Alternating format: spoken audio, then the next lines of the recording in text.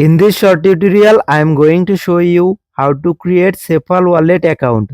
It's quick and easy. So let's get started. First of all, open the Safepal app on your device. On the home screen, tap on Create New Wallet.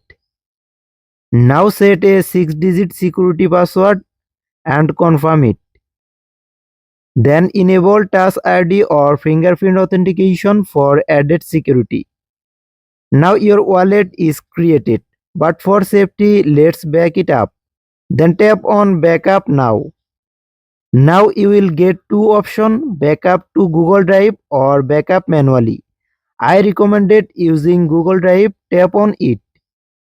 Then choose your Google account and sign in.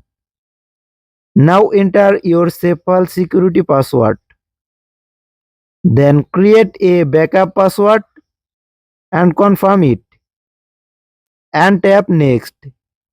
Then check all confirmation boxes and tap start backup. Once the backup finishes, your Safepal wallet is successfully created and secured. If you found this video helpful, don't forget to like, share and subscribe to our channel.